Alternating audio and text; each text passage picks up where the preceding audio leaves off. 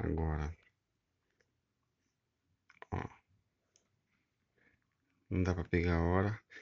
4h17 da madrugada do dia 4h18 da madrugada do dia 2 de abril.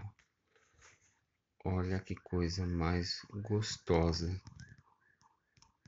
Ó, cabeça de bolota com a tartaruguinha que ganhou da Diana, a princesinha.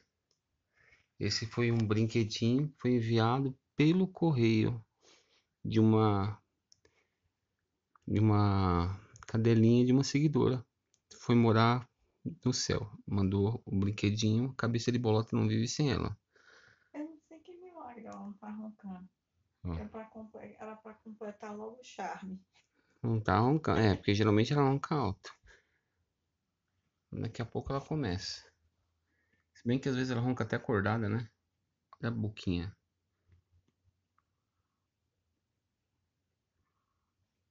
Milagre que não tá roncando mesmo. Cabeça de bolota. Nessa posição aí ela ronca demais. Ah, tem o chiliquinho dela dormindo, ó.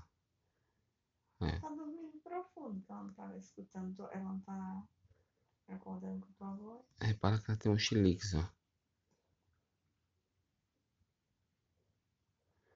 Olha.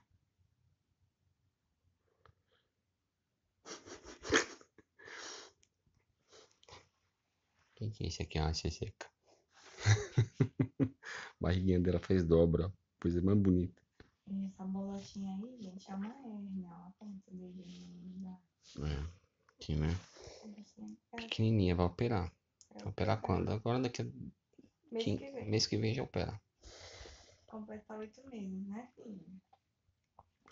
Completa 8 meses, aí eu opero bolota. É pequenininha, não pode operar agora. Ó. E a gente não põe a tartaruga na cama, não. Ela que É ela sobe. que escolhe. Ela que sobe a tartaruguinha. Ó. Coisa mais linda, né?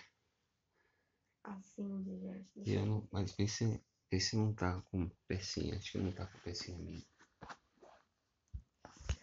Tá dormindo, ó. Meu amorzinho. Hoje elas trocaram de Seu cama. Maci. Seu Maci. Tá dormindo profundamente, ó. O seu Maci. Ela mexendo a patinha. Seu Maci. O Maci. Apagaram as duas. As duas, ó. Apagaram. Mas também é pronto o dia todinho. Todinha. Assim, eu tô morta, tá bom? Se eu me chamar amanhã, obrigado.